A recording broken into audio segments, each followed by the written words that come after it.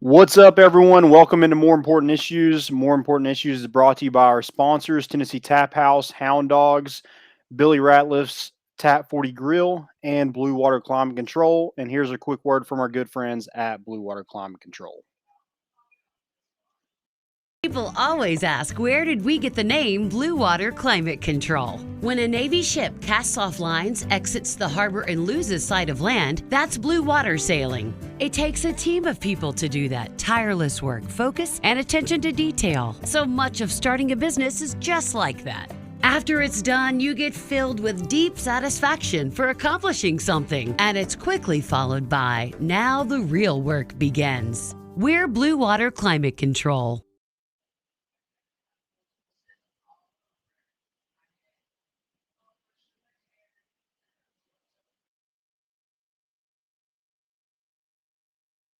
Vols are back. Yeah, they had us the first half, I'm not gonna lie. Oh, could be Wayne! I think I got my swagger back. Oh! I love it, baby! Them orange britches. Something about them orange britches. Tennessee wins! That is by Tennessee, Jawan Jennings. Jennings makes the catch. Ball hit high in the air into right field. Going back to Sayre.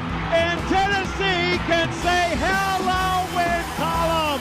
A grand slam in the bottom of the ninth. You can't draw it up any better. We just won a basketball game, and we're very happy right now. I made up my mind. I don't expect to ever look back. I'm going to stay at the University of Tennessee.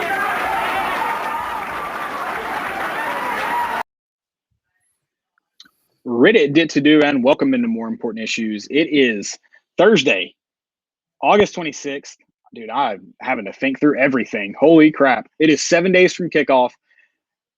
I am very, very excited. And it's not in the same way of excitement. It's almost like I'm ready to have my heart broken, but I am very, very fired up in a very strange way. It's one of those, I don't know how to cope with my emotions. Everyone that's on Twitter that's telling me not to be excited is 100% right in my mind. But it's like, how can you not be? The checkerboards, you've seen the hype videos. I think SEC Network tweeted out a video of Tennessee running through the tee. How can you not be fired up right now? Yeah, and you got a bunch of new stuff too. We're going to talk about that fan experience stuff that they're adding this season. But you also have it's a new beginning. And it's exciting. You know, there's that hope that things are going to get better. I mean, at this point, we're kind of numb to it, but you know, there's always going to be that little hope that is Josh Heupel the guy, and you get to see this kind of start off in a week. I mean, what time is it? Yeah. We'll be just kicked off. Yeah, it just happened. I'll be on my couch. I don't know if we settled on a couch beer. I don't know if we ever did, but I'll be on my couch. Landon you'll be at the game, correct? Just no tailgating this week. Yeah, I might just do my own. I might just do some maxims by myself. Maybe my wife will join. I don't. No, she has to work the next day. She probably won't. But we can just. I don't. I was a smart one and took off work, so Smart. I don't work on Friday. I didn't know Pal. I thought the Pal Panthers always took off Fridays. Is that not a thing? They will if Walter Nolan gets to campus. Okay. That's of course. I'll do a maxim with you over. We should just do that. Yeah, we should do that. And during our keys to the game, you mentioned new beginnings. It's not just new beginnings of Tennessee football. We also we've got some help. May become a familiar face. Hope so. With our producer Joe Niblick joining us. If you want to say hey, pop in here and say hey. If you want to stay incognito, it's up to you, man. Some of us are. Yeah. I wish I had gone just like full face mask and nobody ever knows my face, but I'm not that way. I'm selfish. I want my face to be known. So, so Joe will be with us. We appreciate you helping out, being on, and being around, and he'll be doing a lot of the producing for us here, and we're excited. He's our eyes on campus. He's in there. You go right now. Exactly. So yeah, he's our eyes a little bit closer to campus. So we're super excited to have him. Yeah, thanks for kind of learning everything in 20 minutes before the show. So it's going. It was smooth. The first part, that's the hardest part. So it went good. We adapt. Yeah. That's the name of the game. That's the name of the game. I'm in unfamiliar quarters, and that's why that's another good thing Joe's helping out in. At my grandmother's house, we're covering East Tennessee. I've been just trying to cover grounds for the life of that. I've been doing this podcast all the way from Chattanooga to Johnson City. I'm in Morristown now, of course. Knoxville, Yeah. Motown, big Motown guy. West side of Morristown, not the east side. They West do side have of pals in Morristown. And Johnson City, bro. Don't hate. I know. I was just pointing out that, Okay. that's what Morristown has a little bit more to offer than some cities. Hey, West Side, Best Side up here in Motown, and we're still making the show happen. And I'm excited to talk. We're going to preview the defensive line tonight, and potentially maybe is that him on the ground right now? Potentially maybe a commit coming up at that position group, obviously for next year. Also talk a little bit about the game day experience. And you can hate on Tennessee. Here's the thing: Tennessee can't win until they win, right? Like nothing Tennessee does to enhance anything is good until they win. Like how dumb would the block party have been if baseball wasn't in the Super Regional? Like how dumb would that have been if they're like, yeah, we're going to do this for the Vanderbilt game if Tennessee's walking into a bloodbath, only winning one SEC game up to that point. You can't win until you win. Right, yeah. And then it's a party. When you start winning, then you can have the block parties. Then you can have, your coach has he can get in a fight in the face of another coach and nothing's said about it. Right. It's actually it's encouraged at that point. Oh, 100%. 100%. And we'll talk about that game day experience. I'm excited for the changes. Hopefully winning comes with it because I want to win first off. We've also got some recruiting news. Biggest, I think everybody should be in for this ticket giveaway. We got tickets. I believe the question of the day today was best seat in Neyland. Well, I know I'm biased, but somebody's going to get to experience it from the best seat, not just in Neyland Stadium, the best seat in college football. L46, seat 10 and 11, giving away tickets to it. It has been a Mitchell family tradition to sit there since, I believe, 1972. I'll have to verify that, but I believe Definitely 1972. Some blood, sweat, and tears in those seats. A lot of it, man. A lot of it. And so we'll do that ticket giveaway for the best seats in the house. And then we'll also talk about some of the Vols that have been just, in Landon's word, dominating preseason. Dominating. Love it. Let's get to it. I'm ready. The problem is they're dominating the same team. It's time to start hitting the other team 7 days away. Let's speaking of hitting hard, we hope it happens. Let's preview the defensive line position. Hope to see some hard hits. Want to see some ejections, right? Yeah, I want to see somebody get run over. That little kid. He's my spirit animal this whole week. Have you ran over anybody? Have I ever run over anybody or like recently? This week? I don't think so. Not yet. Nothing yet. The week is still young. Okay. All right. Well, that's fine. That's fine. Well, okay. Well, I'm just gonna start with that. Who's defensive line? I know we usually get into the questions after we talk about them. Who's Tennessee's? Who are we going to see the hardest hits from? Sometimes it's hard to do to that defensive line position, especially nowadays in the SEC. You don't have just a ton of downhill runners, so you don't see a ton of even potential for hard hits. Who's the hardest hitter on this defensive line?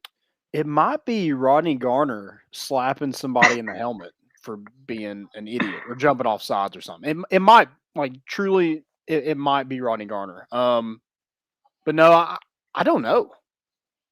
I really don't know. I would think it'd be like an edge rusher, but I definitely would not want to get swallowed up by Elijah Simmons or Amari Thomas. No, or Dejon Terry. I forgot about Terry. He's a big dude. Well, I was about to say, you just named the biggest guys on the team, so I feel like that's an easy one in terms of guys that can just hit. And I think too, I hope it's an edge rusher. I hope we find out that like Matthew Butler or Tyler Barron can just absolutely bring the pain. Like I hope Byron Young. Byron Young. Like I don't wish ill will on anybody, any opposing quarterback. But like if we see a couple quarterbacks get knocked out, I do. I will admit it. I encourage that too. But just for the Tennessee game, right? Like not for other games. Yeah. I don't like you just want them out for those 4 quarters. Right. Yeah. I'm not like the ACL curse. I'm not for that. But I mean, I want to see like a blindside hard hit. Like, what's wrong with that? That's football. Sure. That's football. And Someone said Tyler Barron. B. Hunter said Tyler Barron, I would say. I think, you're talking about a kid that you're mixing in mass and speed. That's a deadly combination for hard hits. I got to see it. That's fair. That's Got to fair. see it. Have Just you not seen it from anybody. anybody on this defensive line, though? The one I can think of is not here anymore. He entered the transfer portal, and it was for targeting. So no. The answer, I guess, is no. That's fair. Well, let's kind of dig into this defensive line. I think this is, and I believe Ryan Shumpert kind of mentioned this when he was on a Rocky Top Insider, talking about how this is kind of the line, like the group that's been one of the more consistent, I believe is the word he used, and just that it's going to be a deeper position than most of Tennessee's roster. And then today, Tim Banks mentioning, is that today or yesterday? My days this week. Mentioning how it's probably going to be a by committee group. Like, you're probably not going to have guys that are out there just about every snap. So a pretty deep group overall. And you definitely do have plenty of players there, like guys I think that can add plenty of value to the team. Yeah, there's bodies for sure. I think my first question is there an eraser on this team? Is there a brute force up front that can disrupt and make a team go backwards? Is that Aubrey Solomon this year?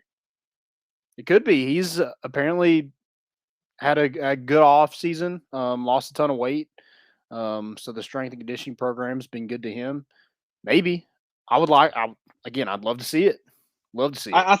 I think when you talk about that guy who's just wreaking havoc in the middle of the line, I think it's got to be Aubrey Solomon. It's nothing against Dejon Terry or Elijah Simmons, but when we're talking about just sheer size and then, match it with athleticism, we know Elijah Simmons is plenty athletic. We've seen him dunk a basketball when he was 330?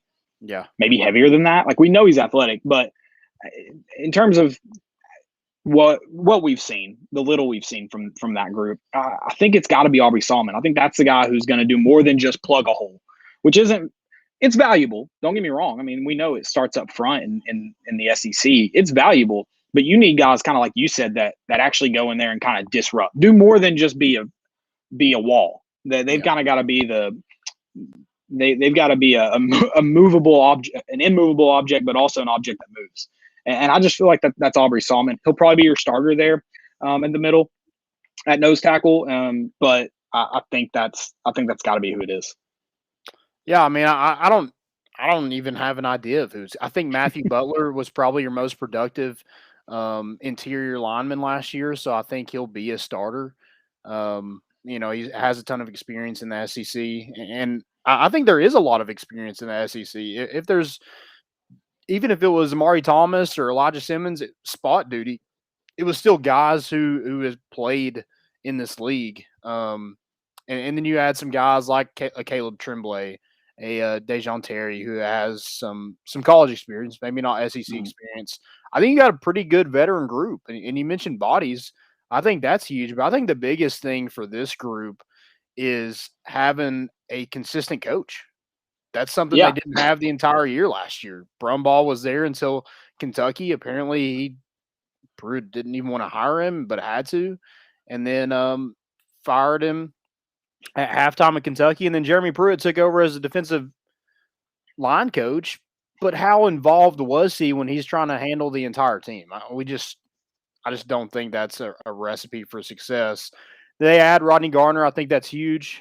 His track record to get guys in the NFL.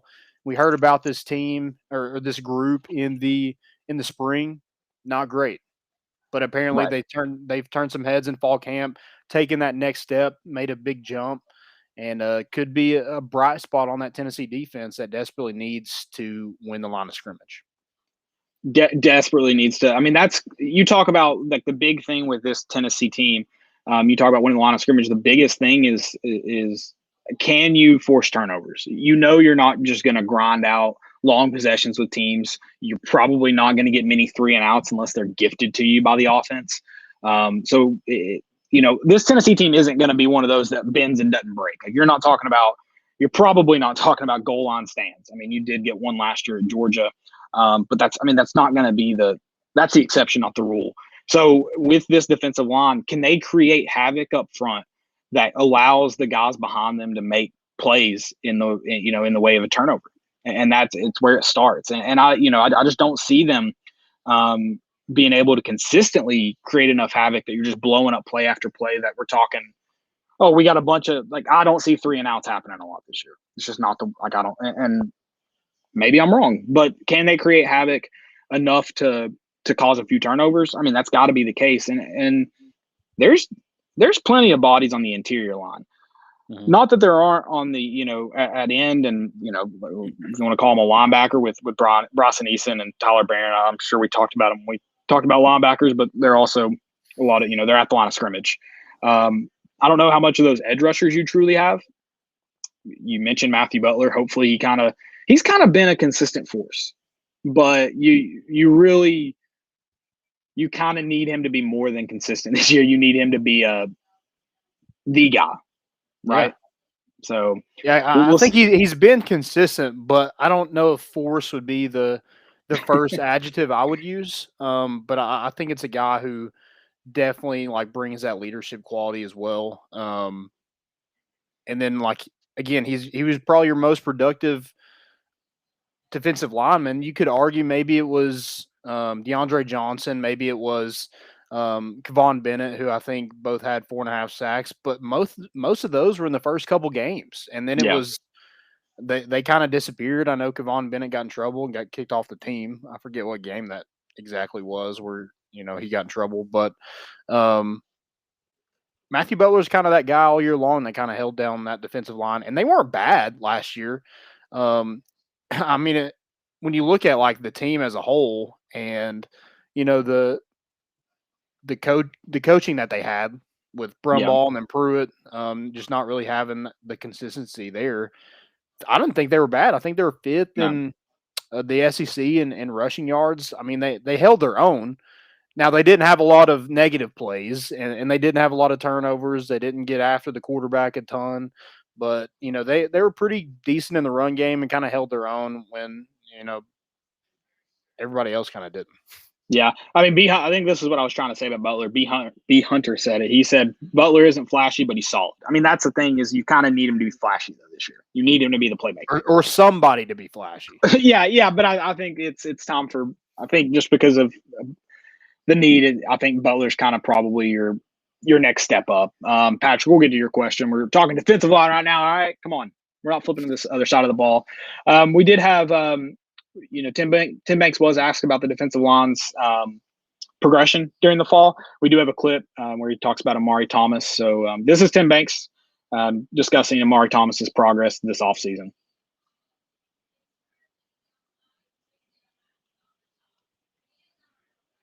Coach, what kind of camp has Amari Thomas had? Does he look like he's ready to be a guy that just played a little bit as a freshman? Who was that again? I'm sorry. Omari.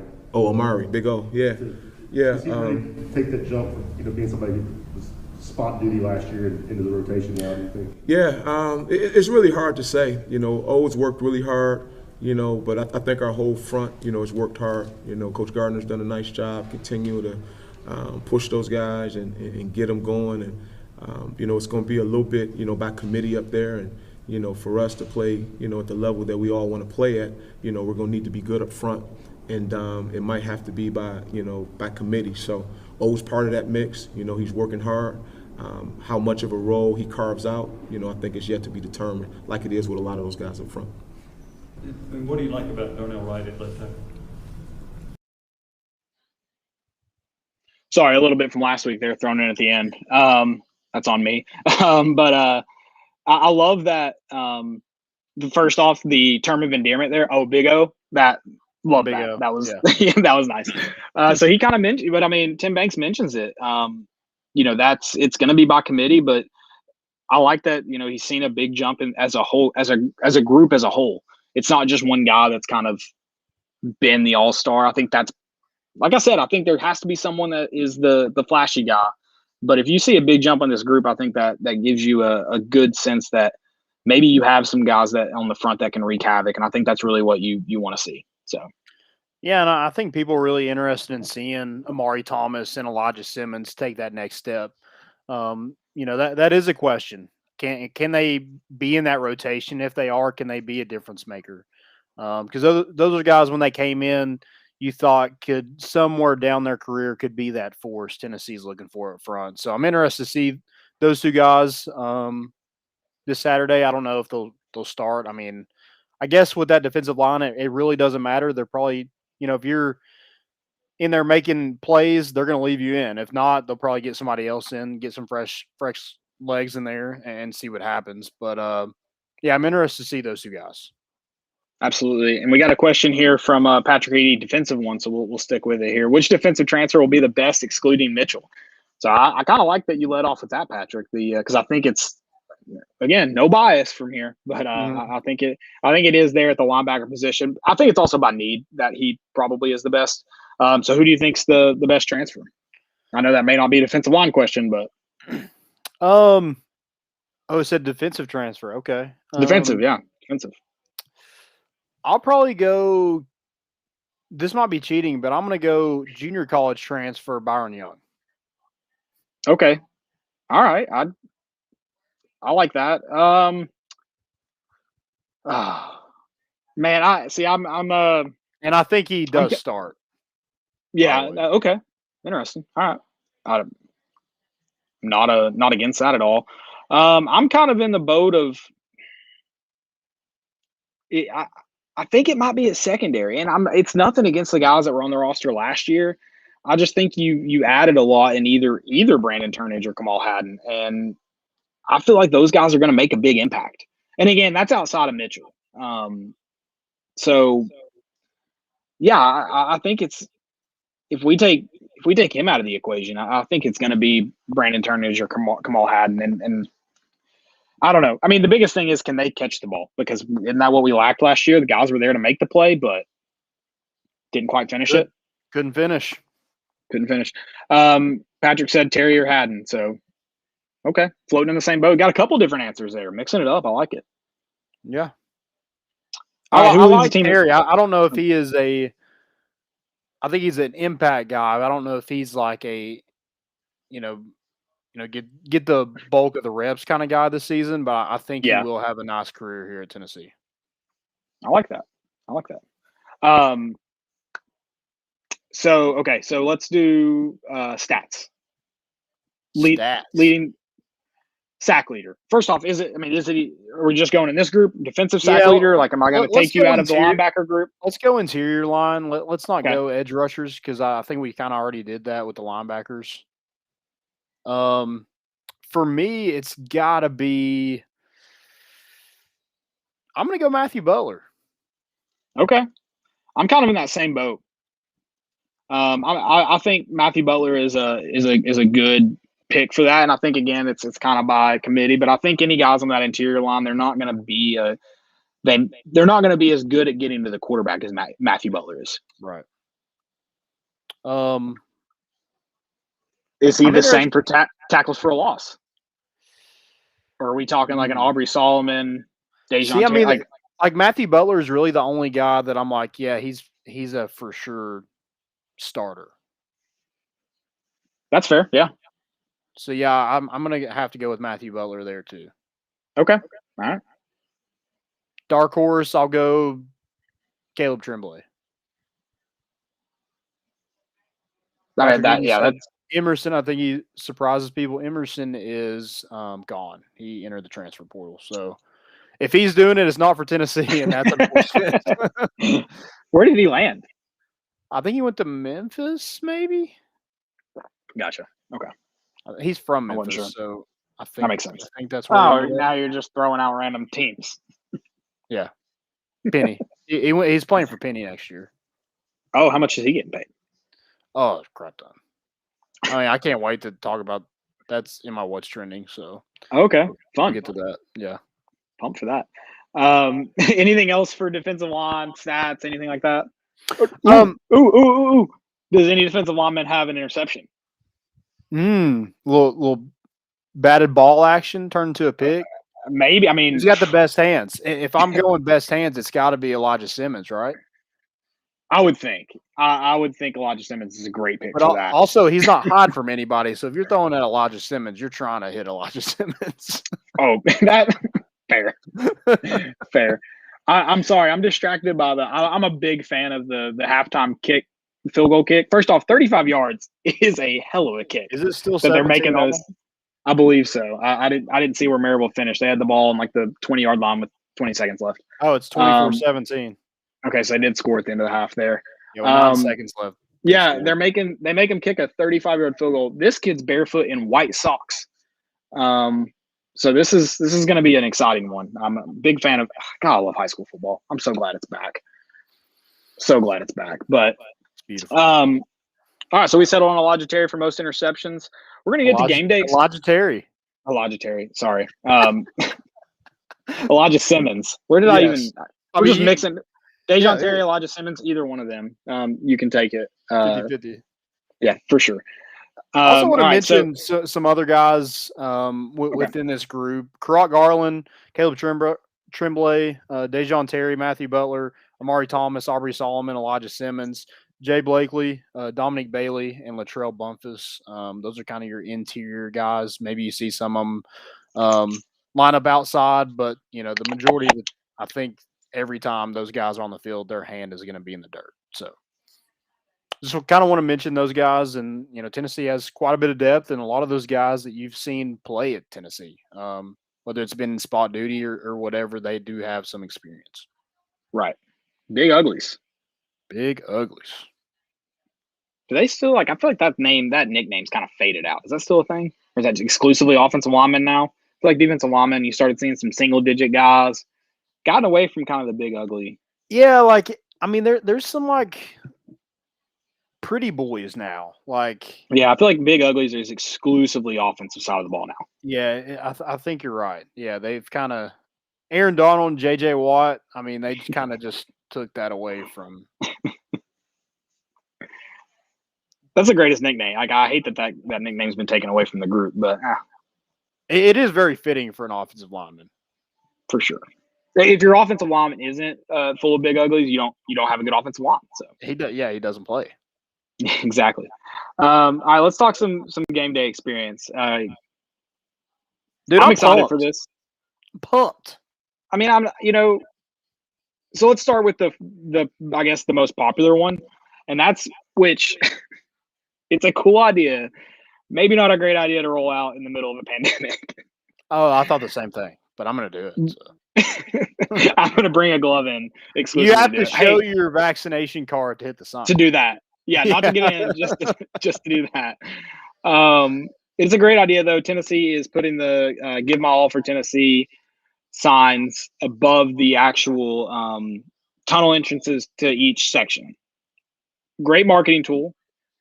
Again, maybe not the best to roll out in a pandemic, but that's so fitting for Tennessee tradition, adding in kind of new wrinkles to what Tennessee does. That kind of goes into the checkerboard, adding it to stuff. It's a Tennessee tradition. It's just being added. It's being given more exposure, I guess. I don't know. I think it's a great idea, though. Yeah, I do too. I like it.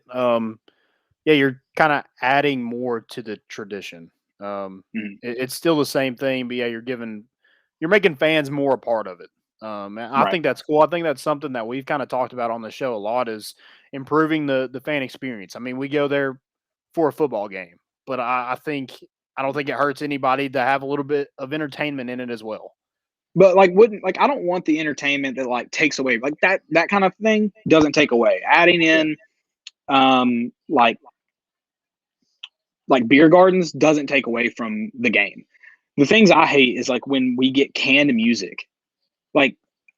That's not a part of the game day experience I enjoy. That's not it.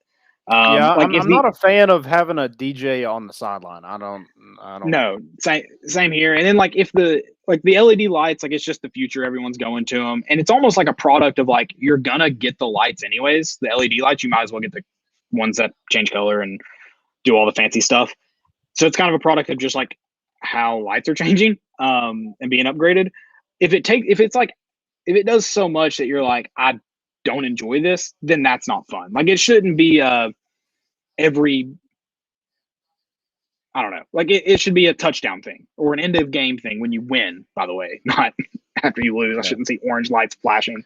So as long as it's not like, as long as it doesn't feel like it's taking away from the game, I think it's a great addition to the fan experience. So the LED lights I think are awesome. The fireworks, I'll hot take it. You ready for this? Yeah. Leave the fireworks in Vestal. You're not a big firework guy? No, I love the fireworks. Leave them in Vestal. That's a South Knoxville thing. I want them shot off across the river. Is that where they're usually shot off? Yeah. Heart of Vestal, baby. So where are they going to shoot them off? They have, I guess they like have the setup that, a lot of stadiums have it now. It's going to be the roof of the north end zone, so right behind you in ZZ. The east and west skyboxes as well. So, yeah. I feel like that's not. I wonder though. But... Oh, it does say moving. I mean, they do it in stadiums all the time. I mean, hell, soccer has fireworks like behind the goal. Oh, nice. Yeah. So, yeah, they're adding those. That's, I guess, I mean, I'm just complaining because that seems like something fun to complain about. But whatever. They are adding, this is cool, the Volunteer Village are adding pregame concerts and food trucks, which, again, just feels like the future. Food trucks, food trucks, food trucks. They're everywhere. I have a couple food trucks. I have a couple food trucks I like, but I hate the idea of going to dinner at a food truck. Yeah, that's not like on a date or something on a Saturday night. Yeah, you don't want to go order out of a van pretty much. And then sweat in the heat outside while you eat, and you have no choice but to eat outside. Yeah, and it can only come in like a box like this big. So like right.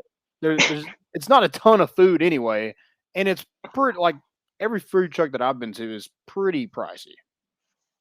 Again, I'm cheap, I know, but if I'm eating from a food truck and all these people are sweating on my food anyway, can we get some better prices? That's all I'm asking for. That's fair. I think that's a fair ask. I mean, and again, nothing against food trucks. My favorite pizza. Shout out to Opie's Pizza Wagon. I know it's no free ads, but the pizza's so good. I gotta go free ad here. If you're in Johnson City or surrounding areas, Opie's Pizza Wagon is the best pizza of all time. Pizza. Also, I'm sorry. That's a good name. I like that. It's a great name, and it's fitting because they have a wagon that's a brick oven that they drag behind their van.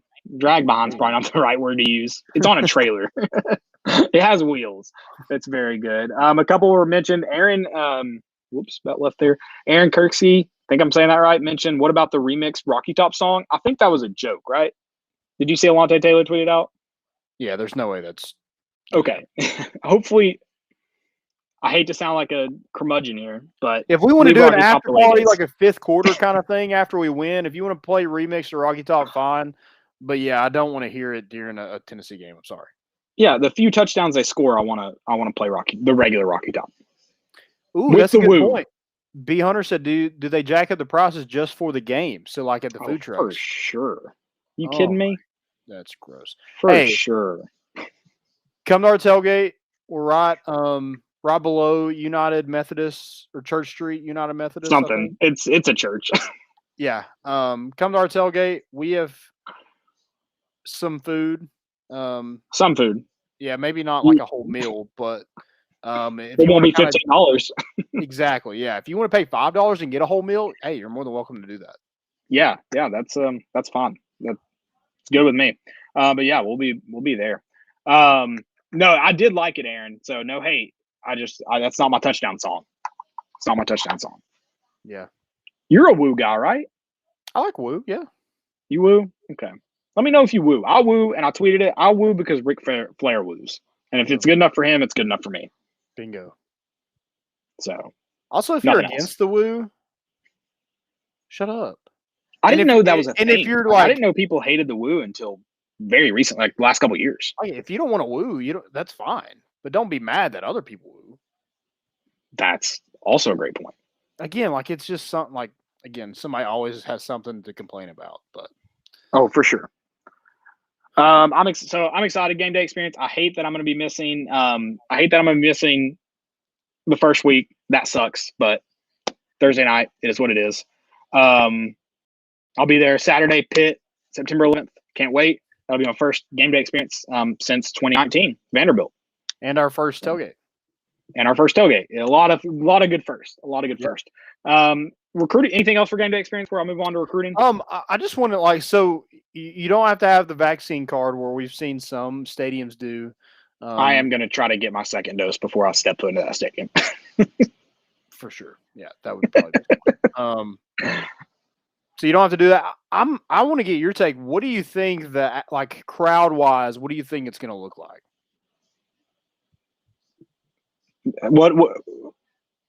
Like what's the score of the Bowling Green game? We're close to covering. How about that? If Tennessee close to covering, so 36 points. Yeah, something like. If Tennessee, let's say 30 points. If Tennessee demolishes Bowling Green, there'll be no less than 90,000 people there September 11th. I'm talking about September 2nd. How many people do you think? Thursday 8 p.m. game coming off a 3-7 season with a new coach, just destroyed, depleted roster. 75 if you're lucky. Depleted roster? You're not talking yourself into 7 wins already? I'm already talking away, Taylor. You're running out of time. I'm already talking into 12. Oh, I don't know. The Thursday night at 8 o'clock. This isn't like the thing about the App State game is, number one, App State was a good team. Like, I'm not saying it should have been, what did it finish? 10-7? It shouldn't have been that. But App State was a good team. Like, that's a good opponent to open up with. You came off 2015 with a, great roster, ton of returning guys. It's just not the same. This is not the same Thursday night environment. In a year where there are going to be people, I don't think it's a significant number, but in a year where people are going to opt out not to come just because they don't feel safe, like we're talking about people who don't leave their house except to go to work in the grocery store. Yeah, I just don't see them touching 100,000. Yeah, I don't think so either. I think 90. You think 90? You think they get 90 in there Thursday? I think they get 90, yeah. Are you working in the UT ticket office, or are you the one announcing these absurd numbers? I know, yeah. I actually double-click everybody who walks in. Also, that's my favorite pastime is like when I didn't go to a game and I didn't sell my tickets or give them away. My favorite pastime is when they announce like 102, 455. I'm like, nope, I have 2 tickets in my hands. A few people snuck in. Maybe. That's possible. They got counted. Yeah. But yeah, if we beat Pitt, B. Hunter mentioned people did miss football, so it might surprise you. That's a good point. They did. Like, some of them weren't there the entire last season. That's a good point. Did you ask if I woo? Yeah, do you woo? Damn straight I woo. Boom. That's great. That's perfect. Joe woos, you woo. I mean, if we're like down like 30, like no, like I'm just not in the mood. But like if it's going, yeah, if you're down 30, you don't even sing Rocky Top. If you're playing Rocky Top down 30, yeah, that's unacceptable. It's almost the band should have been gone by then. Yeah, it's almost as bad as like the third down for what when we're down like 28 to Bama. And it's like, dude, just stop. It's only third down because they wanted it to be third down. Right, they're trying to get out of here. Will John never takes a third down off. No, he doesn't. Hey, that's like Landon said. That's our man. That's our odds on campus. That's our campus report. He woos. So what is it? The Robin Williams. What movie was that? It's not a Robin Williams quote, but so it is said, so it is done. I don't remember. What movie is that? He's like a marriage counselor. He's a priest and he does marriage counseling. It's a good movie. I just can't remember the name of it.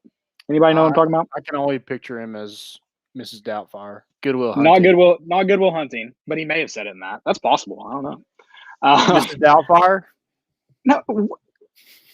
Is he a priest in either of those movies, guys? You're not helping me out. Flubber. Matt Adams said first game, I see about 85. I could see 85. I'll say this, it's gonna look decently full. Like, I don't think it'll look empty. Yeah. So it won't be a spring. We're not talking spring game troubles. Yeah, we're probably not helped out by Bowling Green not having any fans and just being terrible. So no, I saw a lot of tickets available in the Bowling Green section. So yeah. Anything else game day? We ready to go to recruiting news? I know. Yeah, let's get to recruiting. Potentially big. I haven't announced yet. Potentially big recruiting news. He's big for sure. We good? You ready? Yeah. No, I'm looking up. I have to figure this out. It's one of those like. Oh, you're looking at Robin Williams. I have to. If I don't know it, it's gonna kill me. Yeah. So I've got to look it up. I got you. So 5-star defensive lineman Walter Nolan released a new top 3 2 weeks ago. He released one as well that was I think he was asked after the Jamboree in Neyland Stadium that his top three was Florida, Texas A&M, Tennessee, and then he released a top three yesterday. It was Georgia, A&M, Tennessee. I mean, you drop Florida out, dope, but you add Georgia in. So here's my question: did he even when he was asked that question? Because it was asked kind of on the fly. I think they said, "What's your top three?" That's true. Was that even his real top three? Yeah. Hopefully not. Maybe. I mean, he just released it, so Tennessee's in both of them. So I guess. I'm not saying the second one's fake. I just meant the first one was that real because he was asked on the spot. Right. That's what it might have been his top three at that time. Hey, update! He's wearing orange tonight. Boom. And his fight song is Rocky Top. Just saying. Well, also, the movie was The Big Wedding. I've never seen. He was Father Monningham. I don't know, something like that. It's a good movie. It's a good little rom-com. Okay. But yeah, then just kind of some weird tweets after that. Just the 11K followers and he'll commit. He got that in like minutes. He didn't end up committing. And then after that, he tweeted, "My recruitment is wide open." So what that told me is this thing is not going to be over until this dude is on campus. And even then, can you really count him on? I mean, nothing. Right. Like he has to be in the dorm, moved in, have his pads and everything before I'm just like, okay, he's here. Yeah. And I don't know the kid personally. I don't know anything about his personal life. I do know that he's played at 4 high schools. So I don't know if his recruitment's done when he's on campus. It might be a year-to-year thing. Yeah, I mean, hopefully not. I'll take it for a year. I'll say that. Yeah, hopefully he has people in his sue me. In his circle that can push him in the right direction, whatever school he goes to, and just pick it, stay with it. Right. But you can't say pen to paper and it's over because people get out of your NILs like crazy. Tennessee saw that firsthand, and then you can enter the transfer portal. So. Just a wild time. It's not over until I guess maybe he plays the first game. Right. Yeah, that's the latest with Walter Nolan. He's playing Maryville right now. It's 24-17 at halftime. Really good game going on. He did get a little injured on one play, but it went back in. So I think even the Maryville side was a little just like, oh. Well, again, you don't root for injuries, but maybe to be out that game, Yeah, right. And a lot of those Maryville fans or Tennessee fans, they want to see the guy over here and playing in Neyland Stadium here in the next year or so. So Maryville's just mad that he didn't commit to there.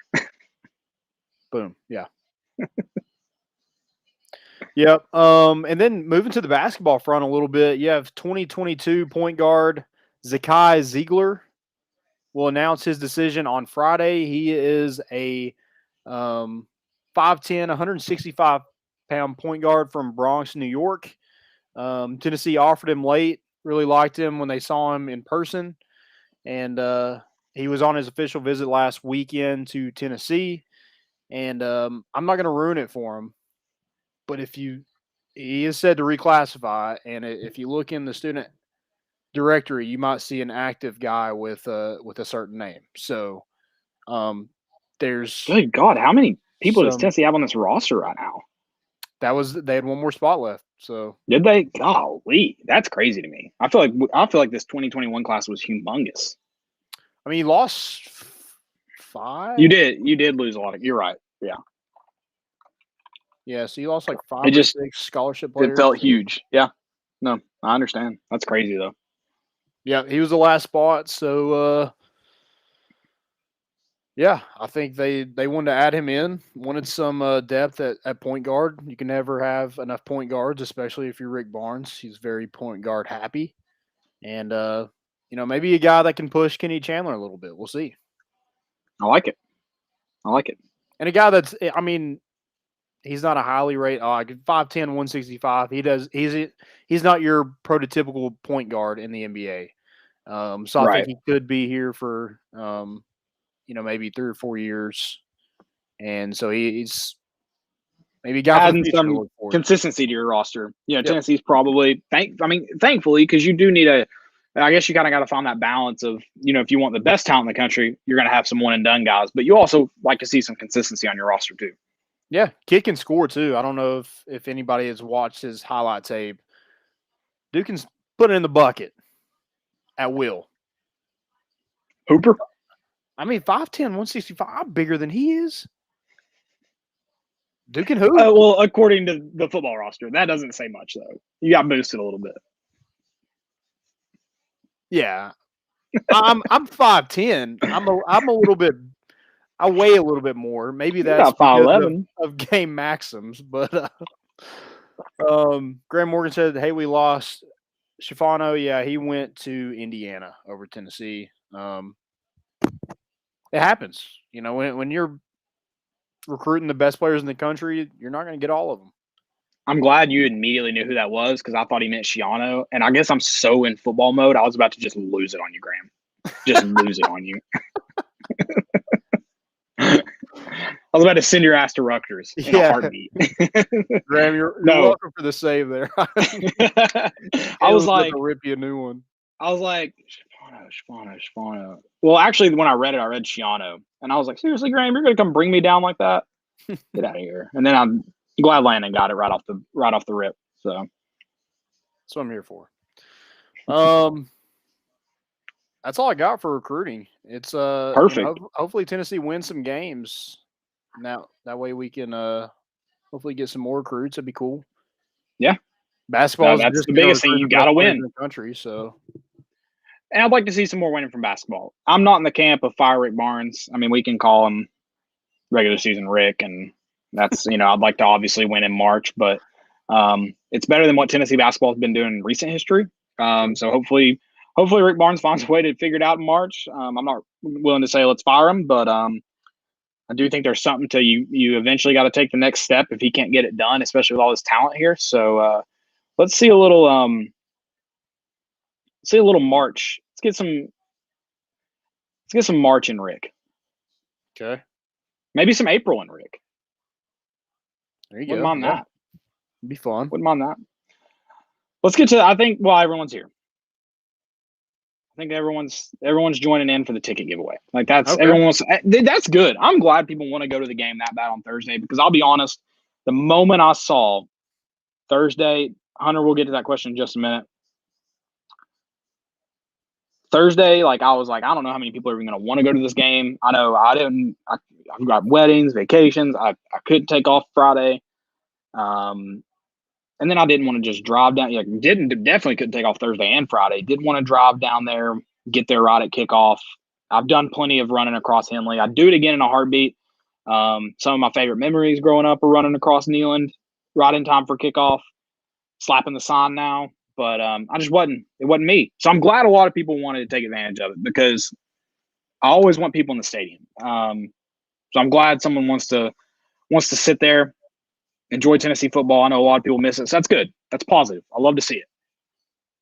Yeah. So the winner, I have the winner. You want to get a drum roll in here? I don't know how to. Yeah, there we go. Pretty good. That was pretty good. Thank you. Yeah, I got some thigh drums going. There you go. Matt Madsen. Matt Madsen? Matt Madsen. Madsen. At M Madsen 211. Congrats, Matt. Congrats. Best seats in the house. Section L. The only thing I asked for you to do, the only requirement of this giveaway, first off, you need to DM the account.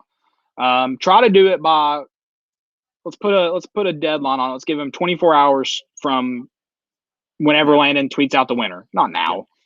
Landon will tweet out the winner tonight. 24 hours, DM the account so we can get your information. Those are the requirements. Added on, we need a picture of you and your guest from the best seats in the house. There you go. Boom. Those are the only requirements. So, DM us 24 hours from the tweet. Landon will get that sent out. We'll get your information. We'll either get the the hard copy tickets to you or the mobile ones, whichever's best for you. We got both options because, no big deal. We're high rollers here. So we'll get whatever's convenient for you. And then just got to tweet the picture out, give a shout out to More Important Issues. And with the hashtag best seats in college football. No big deal. Matt Madsen, congrats. Matt Madsen. Congrats, Matt. That's exciting. I hope you guys have fun at the game, whoever you go with. Sure, it'll be a good time. It's always a good time in Neyland, even when it's a miserable time. I mean, honestly, that LSU game, I had so much fun at that terrible, miserable LSU game. Oregon in 2010, I had so much fun at that game. When you're talking about monsoons and thunderstorms, and Oklahoma in 15, we lost. Had so much fun. So yeah, hope you guys have a good time. Anything else? Ticket giveaway. Anything for Matt? Do you have a requirement for Matt, or do you want to throw in anything else for him? That he has to do. Yeah, I don't know. No, I think just having a picture, I think that's good enough. Okay, you're not going to get on the. Yeah, we're orange. Please, you got to woo. You got to woo. You got to woo. Yeah, we have a whole list. Yeah, actually, just we'll get you the full requirements. Yeah, we'll send it. You're not getting on the jumbotron. That's only reserved for seats that Landon has. Only Landon and Tracy can get on the jumbotron. I know I'm getting off topic. I was so shocked when I saw your dad pop up on there. I was like, well, wait a minute. How did he do that? He always finds a way. Your dad's me, it's him. Oh, no offense, but I know that. Yeah, he always finds a way. He was on TV a couple times last week. Yeah, if he runs for mayor, I'm like, he's gonna win, hands down. I don't care who is running against him. It's not very difficult right now. We had a WWE wrestler win last time.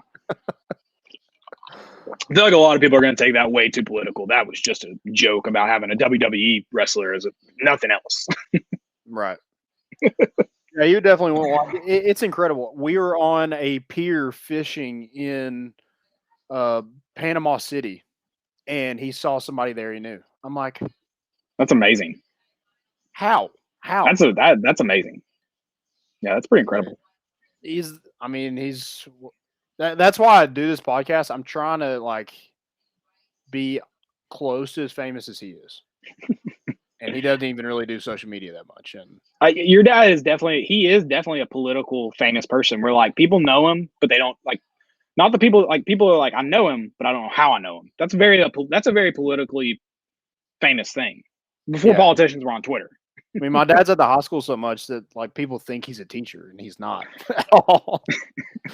He doesn't even work at the school. Love it. Let's talk about some preseason camp stuff, and then we've got some questions to get to. Like I said, Hunter will be Hunter. I don't know if Hunter's your first or last name. I'm in the same boat. I have 3 first names, so don't feel offended by that. We'll get to that question, but let's talk about preseason camp because there have been the defensive line as a whole has stood out. So this is kind of a misunderstanding on my part. I'm so sorry. I was saying Vols in NFL preseason. NFL, of course, I knew that. But let's talk about that too. We can talk about it all. We've talked about that plenty. Let's talk Vols in the NFL. Let's talk Vols in the NFL because there have been a lot of Vols dominating the NFL preseason.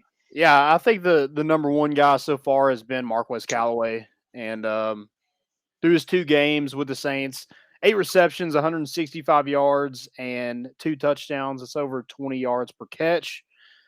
And then Josh Palmer, he's only had 1 preseason game. He had 6 catches for 36 yards.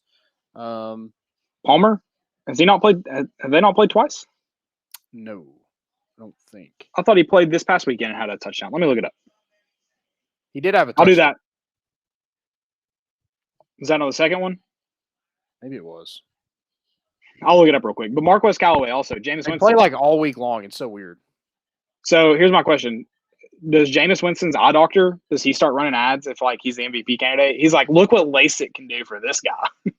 Oh, 100%. Also, I know it's not involved, but Michael Thomas having issues and injuries and stuff. I mean, how good are the Saints feeling about Marquez Callaway right now? Because they've utilized him in some kind of creative ways recently, just because there hadn't been a huge need at that wide receiver position. But I think How can a guy play like that and you not find more ways to utilize him? Oh, 100%. Which, I mean, that's Sean Payton's going to find a way. So, yeah. He got into a good spot. Also, someone kind of mentioned this. I don't remember who tweeted it. I would give credit. How it is like the New Orleans is becoming like the breeding ground for guys who were underused at Tennessee.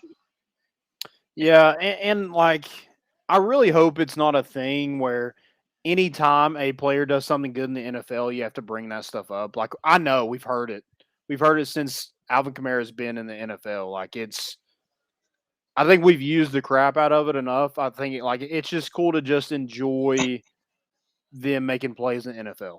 I mean, well, I think it's beyond just like Tennessee. It's going to be everything. Like someone sent out a tweet that wasn't a Tennessee guy. They were like Marquez Callaway, Josh Palmer, Alvin Kamara. Where did they all play in college? I don't. That team must have been loaded. Yeah, you could say that. And yeah, I mean, so the Chargers have played 2 games. Okay. And Palmer had a touchdown catch against the 49ers. He had some catches against the Rams. I don't think he had a touchdown in that game though. Okay, so he had 6 receptions for 36 yards against the Rams. How many did he have for against the 49ers? For some reason, I can't pull up the stats. I just saw where they played it. I can try to pull it up, but yeah, they did play. I thought they had played 2 games. Here we go. Give me just a moment. I'll have it pulled up. But yeah, they played on Sunday, and he just had 1 catch. So that was just his touchdown. He just had that one catch, 1 touchdown. That's good stats right there. Okay, 1 for 1. There you go. Yeah, he didn't even 1 for 1 for 1. Yeah, yeah. Good point. Can't bring Josh Palmer down. Exactly. Any other Vols in preseason that I've missed? And I think maybe I don't know exactly what Juwan Jennings' stats are, but I know he's done really well in camp. I don't think he's played or not played. I don't think he's had any catches. Okay. I know he had some the first game. Oh, did he? Okay. I guess he against did the Chiefs. Chargers. He did against the Chargers. Yeah, it's exciting to see these guys. Again, just enjoy it. There's no need to get mad about how well they're doing in the NFL. Like there's nothing we can do about it anymore. It's more of sad, Landon. I don't know if it's mad. It's just like, man, what could have been? But I mean, like he had 1 catch against the Chiefs for 26 yards. It's not like those guys weren't good when they were here. Yeah, maybe they weren't. Their potential wasn't maximized. I get it, but like Marquez Callaway was like one of the best punt returners in Tennessee football history. Yeah, and Callaway and Palmer both, they're more of a product of poor quarterback play than anything else. Right, yeah.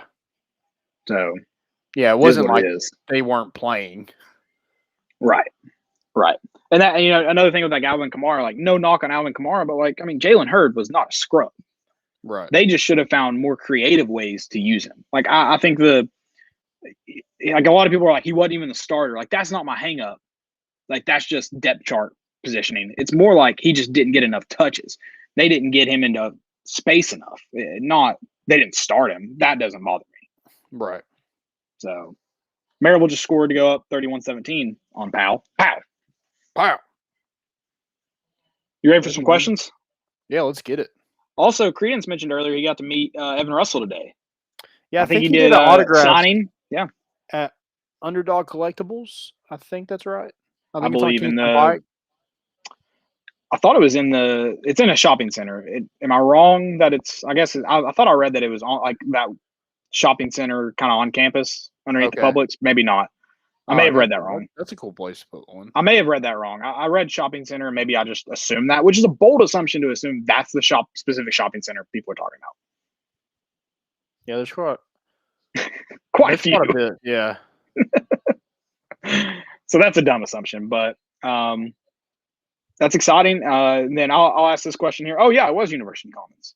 Caleb, look at you. Boom. Hunter mentioned it's got to be new, right? It must be. Joe said, yeah, the Underdog collectibles in University Commons. I don't remember it being there when I lived down there, so I don't know. It must be fairly new. That was 2017. So check that out. Yeah. Okay. I'm a big card guy. I know you're not a big card guy. I'm not a big collector. I don't really have any collectibles. Like, I'm not a collectible guy. I hoard a lot, not collectibles. Yeah, you're definitely more apparel. Apparel, yeah. Me and Emily. I'll do a hat giveaway, which Emily's like, you got to get rid of some of the hats. I'm like, what do you want me to do with them? And she's like, sell them. I'm like, the problem is I wear my hats. Like, I wear them. Like, I'll play golf in them, or I wear them to like places that like that are hot outside, like to UT games. Like, I don't really have I have a few hats that I wear occasionally that I could sell, but most of them. So if you guys want Landon mentioned it in my seats, blood, sweat, and tears. If you want my blood, sweat, and tears, I'll give away a hat. Okay, there you go. Do you have any that like maybe don't include blood, sweat, and tears? I mean, no, that's kind of a given with the way things have gone the last couple of years. I'm pretty confident all my hats have blood, sweat, and tears. I'm pretty confident. So they won't be being sold. That's for sure. Gotcha. Yeah. No selling them. I also just bought like 3 new hats. So that was smart of me. Yeah. Which no hat tonight. Cause like I said, I've been a road dog. Well, sort of, I've been a road dog, couch warrior this week. So yeah, actually, if you guys could keep my grandmother in your prayers, I'd appreciate it. So we've had a rough week in the Mitchell household. So she's doing better, but always could do better. So if y'all could keep her in your thoughts, prayers, whatever you do, that'd be nice. I would appreciate it. Absolutely. So, love that woman. We call her mommy. Well, here's the cool thing. She has a very, very creative name that not everyone can be like if someone, like Brody calls his grandmother Nana. Like, you would have to specify. There's so many Grannas. You have to be like Brody's Granna, or like Meemaw. Like, you would have to be like this person's Meemaw. With mine, it's just Mommy Bump. You know who you're talking about. You can't. You don't have to be like Caleb's Mommy Bump. It's just Mommy Bump. So you guys she's Mommy Bump to you all now too. So, yeah. So cool, Nate. I don't know. I don't know the story behind it. I heard a story that I thought was real for like, what am I, 26 years old? For probably 26 years of my life, I found out that was not the true story. So no one knows how she got that name. No one knows. It was just an anecdotal story that I thought was real. So yeah, I don't even think she told it. I think my brother made it up, but that's awesome. I know we got some more questions. We did have this one in. Hunter dropped it in. Hypothetically, if Joe Milton comes out and lights up the SEC, what's his nickname? Landon had a good one. What was it? Mighty Joe Young. Mighty Joe Young. Mighty Joe Young. I like it. Mighty Joe Young. What was the movie that I still don't know is real? Mighty Joe Young. No, that's the name of the movie. Oh, okay. I don't know why I was thinking Mighty Joe. I feel like it's got to be Mighty Joe Milton, though. There you go. Yeah, we can do that. Like, you just keep his name. You can't be Broadway Joe. There's not really a good. I mean, there's a Broadway in Knoxville, but it doesn't really associate with Tennessee. I don't know. What's your nickname for him? Who's got a good nickname? I like Mighty Joe Milton. I feel like we got to come up with names for other quarterbacks just in case. Joe knows. Joe knows. That's going to require a Heisman. I'm sorry. I'm a Bo guy. If we're going to do that, I've got some strict requirements before I start calling him Joe Knows. Joe Rounds. Oh, you trying to get him in on a NIL deal? John Fulgerson's NIL deal. Okay, all right, I like it. What's up, Chris? Good to have you in. Always good to have Chris in. Like Bo Rounds. Oh, you're thinking Bojangles. Joe Berry biscuits. Joe Berry. Mojo. I like Mojo Credence. That's a good one. That's that I think that's kind of like Fitzmagic. You got to wait until he's like, 12 for 15, 200 yards. Maybe he's driving. That's Mojo. He's Mojo. I think that's a very specific nickname. I like it. I like Mighty Joe Milton. This is a Mighty Joe Milton fan club right here. 7 days away. I'm in the fan club. Mojo's good. We'll keep Mojo on the table too. We're not taking it off. And hey, I'm not willing to take Joe Knows off the table either. I just want to clarify there's some strict requirements. Hope's a dangerous game, Landon. If Joe Milton wins a Heisman, Harbaugh should be burnt Oh, God. in the streets in Michigan. Throw every glass of milk he's ever drank in Lake Superior. Yeah, I mean, the good thing we don't have to worry about JG winning the Heisman after looking at those highlights at Washington State. I'll keep my mouth shut. Any other questions? Let's move on. Any other questions? That's all I got for now. Yeah, if So y'all got did any, you- drop them in the chat. Did you drop the question of the day, best seats in Neyland, or did someone else? I did, but it didn't get a lot of traction, so I deleted Oh, it. you just left it. That's tomorrow then. Let's do that tomorrow. Okay, yeah, let's do it. Let's get that one tomorrow. We'll do Maybe that tomorrow. Maybe we can get a graphic going. Dylan Cole's been killing it. We might be able to. We might be able to. Also, sorry, Turnboat. Appreciate the audio clip. Absolutely. Shout out. We got a bunch of guys that have been helping us. Just like Tennessee, we're trying to get back to our glory days, if you will, even though we're pretty new. But a lot of guys helping us out. Mentioned Joe being on here and assist him with the producing. We got Dylan. It's been killing it. Joe, Sawyer as what are some of your nicknames? Maybe we can use some of that. Oh, yeah, Joe might have a good nickname. Some nicknames in here. Most of them come off like last name. I like Oh, I think Mojo, like if he's getting going, like he's getting in his mojo, but I don't know, man.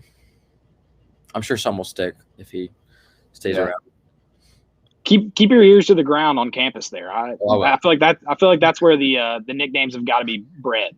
Yeah. Right, like locker room Joe. People are gonna know. Yeah, people know. No, I'll get right with y'all on that one. Whether he's doing good or bad, you will definitely hear some. Yeah, we might have a different one week to week. Yeah, exactly. Unfortunately, the bad nicknames might be really, really good. Yeah. We'll roll with it. We'll make it work. We got a question from Chris here. Who's more resistant to change, Harbaugh or Pruitt? Well, I got to go with Pruitt because it cost him his job. Yeah, I'm going to go with Pruitt too. Yeah. Harbaugh's at least still coaching. Harbaugh didn't lose to Vanderbilt or Kentucky at home, so it's a good point too. I thought we had another question that was tweeted out before the show. Am I crazy? Did we? I think we did. Let me scroll down to it. Ooh, I do have one from last week that we did not get to. Maybe that's what I'm thinking of. Let me get to that. More excited about the improvements of the defense during fall camp or more worried about the offensive line struggles? That's from Tyler Hood. I'm going to take the positive route, and I'm going to go with more excited about the defense. I think, and that does remind me of an offensive line question here. I think there's a lot to be said about what Ronnie Gardner is going to bring to the defensive line, and some consistency there. So I'm going to go positive here, and I'm going to go defense. I got to think that I hope Josh Heupel has a kind of hold on how he wants to attack with the offense. So I'm going to go with defense. I'm going positive. Yeah, I'm going to go with that too. I just think you heard like how bad they were in spring. And so to hear some things going their way, pushing back the offensive line, that gives me hope because I think there's a lot of talent on the offensive line as well. So yeah, hopefully that's figured out by the time we get to next week. And I think there's a ton of talent. Cade Mays, Darnell Wright, Cooper, Spraggins, Carvin, whatever that offensive line looks like, I think that'll probably be your starting five. But I like what you have the offensive line. I don't know if I read much into, I think more of that is probably rhythm.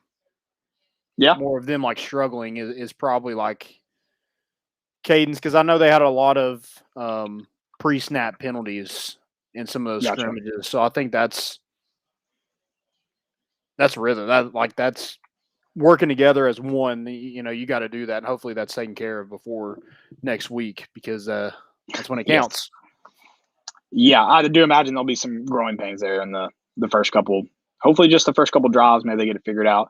Then we had a question about from Patrick Eady if Jeremiah Crawford's progressing. Will he be the right tackle, or is it Big Dane Davis? I'm going to go with Dane Davis is probably your backup at both. Okay.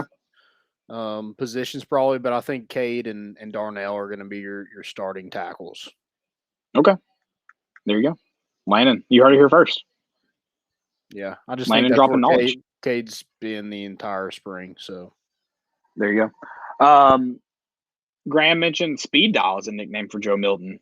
I'm not saying no, but I would like to hear an explanation. Yeah. Hopefully there's a lot of speed on that offense, so hopefully that nickname's fitting. Football Joe. Hopefully so. No, Joey Football. Joe Football. We need a good Joe Football. Tennessee desperately needs a Joe Football. Or a Joe Knows would be even better. So, are you ready for some stupidity? What's trending stupidity? Which one we do first? Let's do what's trending first. Okay, this isn't a what's trending, but I do want to read this off just because we're in football season, and I should do it every 24/7. It shouldn't just be a football season thing. But an Alabama man thought he had been shot by an intruder. It turns out it was his wife's boyfriend secretly living in their house. What? Excuse me, what? Yeah, no clue, dude. No clue. I feel like an Alabama man is the key. That's a lot of people were like, yeah, it's hard to really miss him. Brother was probably just sleeping on the couch. Good Lord. Yeah, that's a mess. It's a lot to break down. Dang. My next one is Gavin Weirs. I think I'm saying that maybe right.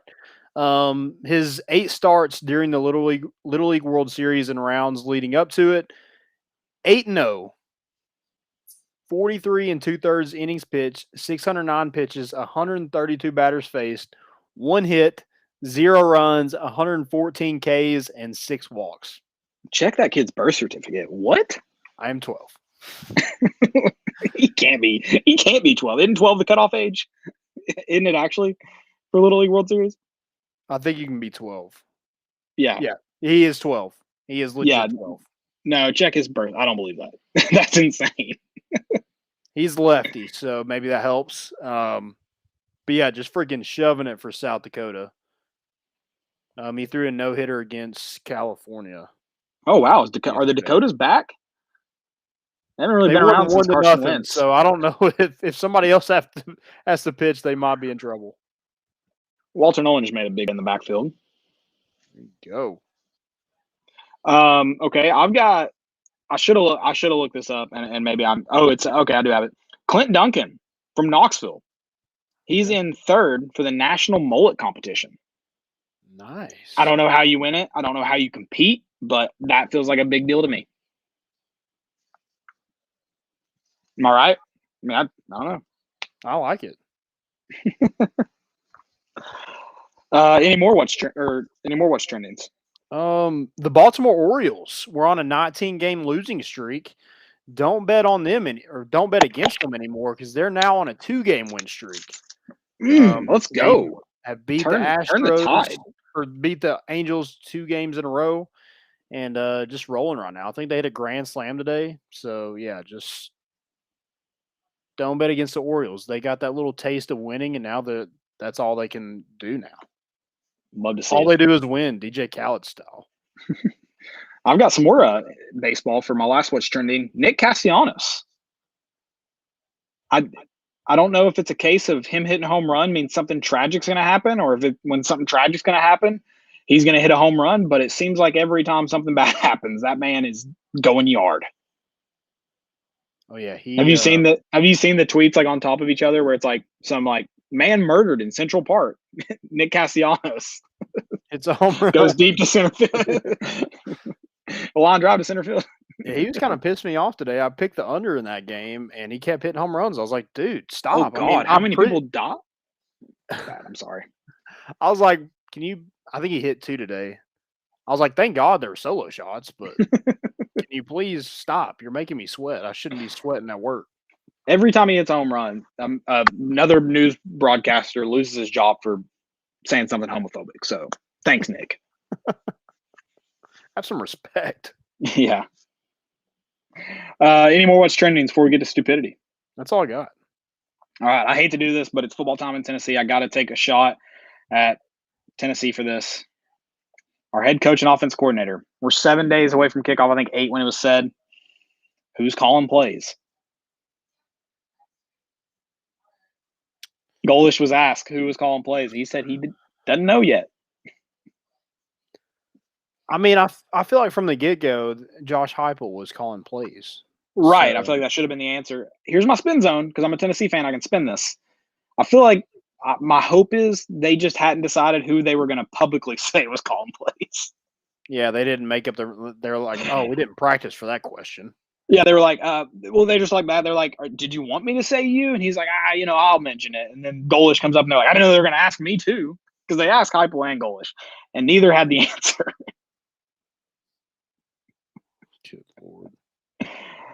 Oh, sorry. I had to. That one was. Hey, too bad. I'll say this: I had to bring it out. I don't care who calls the plays; just score freaking points. No, I agree. I agree, but I hope they know who's calling the plays. Yeah, maybe like it's just never like no one knows the entire season. That way, like they can't just blame one person. Who called the plays tonight? We'll see. We'll get to that later. I mean, there were plays that were called. Is all I'm saying. Yeah, that's a good point. There were plays called. I forgot to mention, Memphis now has the top recruiting class in the 2021 class. I'm like, are we still in the 2021 class? Really? Good for Penny. I mean, Kenny Chandler's been on campus for like 6 months. We focus on the future. Penny focuses on the past. He almost has an entire degree, and here they are still signing 2021 prospects. It was a 5-star. Amani Bates. I think he was like the number 5 player. So they got like 2 top 5 players in the nation. But who cares? Because Penny can't coach. That's true. It's a good point. People forget. So I saw some tweet today, and I should have screenshot it because it was like, Memphis is now the favorite to win the AAC. I'm like, oh cool. Okay, congrats. Got to win something. That's something you can put on your resume. For sure. My next stupidity is the Alliance. I don't even know what conference is it. Pac-12, Big 8, whatever they are now. ACC, Big 10. I don't know who all's in it. That alliance, that dumb alliance that they're trying to come after the SEC. Mm-hmm. First off, the Pac-12 commissioner said there is no signed contract. There was an agreement among 3 gentlemen and a commitment from 41 presidents and chancellors. There's no signed document, and there doesn't need to be. That seems pretty dumb to me. It doesn't sound like you all agreed to anything. Yeah. Then, today, LSU and Southern Cal agreed to play a game in Vegas to open up the 2023 season. Was that all right? Yeah. So maybe you should have gotten pen to paper there, guys, because it sounds like some of your teams are working against you already in the alliance. Also, I hate neutral site games. I'll say it. I've said it before. I'll say it again. Neutral site games are dumb. I mean, I guess they're trying to get at the SEC for not inviting like a lot of these teams, but like, dude, if the SEC does exactly what it's going to do, number one, eventually you'll probably be part of it. Right. And then if you're not a part of it, then you're really not a part of college football. Like you're probably so. Your national championship or whatever you call it will mean absolutely nothing, and no one will care. Right. Chris, we did debate this yesterday on Twitter, but I'm sorry. Neutral site games, I think, should be reserved for special moments. And I don't hate them. I hate how commonplace they become. Like, I hate that every single year there's something. Like, for example, the Battle of Bristol was really, really cool for 1 year for 2 teams that it made sense for. I mean, I think the neutral site freaking world's largest cocktail party is stupid. Like, I don't know. Who doesn't want to play their opponent at home? That's just dumb to me. Yeah. Like, or their biggest opponent. Like, if I'm a Florida or Georgia fan, it would piss me off that I never get to see my rival stadium, 2 of the most prominent stadiums in college football. I never get to see my team play there. That's dumb. Oh, good for you to play in Bank of America, or not Bank of America, that's Charlotte. USSA Bank. I mean, it's not even a real bank. I think it is. But cool. I mean, and again, I think it would be cool to this play argument every other year. I don't know. Hunter, if we add more teams, it's just going to be the new NCAA. I don't think it'll be a conference anymore. I think 14 is your limit. Anyway, 16 is absurd, but the SEC, in my opinion, has something bigger at work because I think they have to understand that 16 is absurd. So Pretty insane. Yep. Yeah. Any other stupidities? That's all I've got. Yeah, I got one more, and you're going to love this one. Charlie Collier, he understood that it was a bad take, but he said it, and he believed it. So I feel like it's okay that I read his name off. He said The Office was better once Michael Scott left the show. Yeah, that's a bad take. In fact, Yeah. I mean, and I'll say this: I like The Office after. I know a lot of people I didn't like it when Michael Scott left. I still enjoyed it. Yeah. So I'll agree with him on that. Yeah, I just like. No, it's a dumb take. I'm not taking away from that. That's stupid. I'm just saying I still enjoyed The Office afterwards as well. Yeah, I like it. It was, but I think what made the show is Michael Scott. Yeah, like it was fine with, like you said, like you enjoyed it after, but you would much rather him be on the show than not. Michael Scott made the show so good that they were able to continue 3 seasons after without him. Like that's how good he made the show. Right. The show wouldn't have made it past pilot without Steve Carell as Michael Scott. Boom. That's actually a fact because if he hadn't blown up in 4-Year-Old Virgin, they would have canceled it. Like that's a fact of life. Yeah. Yeah. Just I mean, wow. That's a terrible. No, it was a bad take. It was a bad take. Yeah. Ugh. Bad takes are bad. Yeah, like I mean, screenshots last forever, so be careful what you say out there. Joe, now your face is now on the show, so you had a chance to keep it incognito and you didn't. So if they come after you, it's I like on it. you. I like it. Before we wrap it up, I do want to mention Maryville's up 38-17 now on Powell. Powell just punted the ball away. Maryville's going to Maryville. I'll say that. I'm not saying Powell can't come back. They got an explosive offense, but Maryville's going to Maryville. Yeah, I mean, they're freaking dominant. It is what it is. I think DJ Burke he's committed to App State. Markel Fortenberry is a Liberty commit. Their quarterback is a Marcus Jones is Furman. Yeah. Carson Jones, I think is what. Carson Jones. Sorry.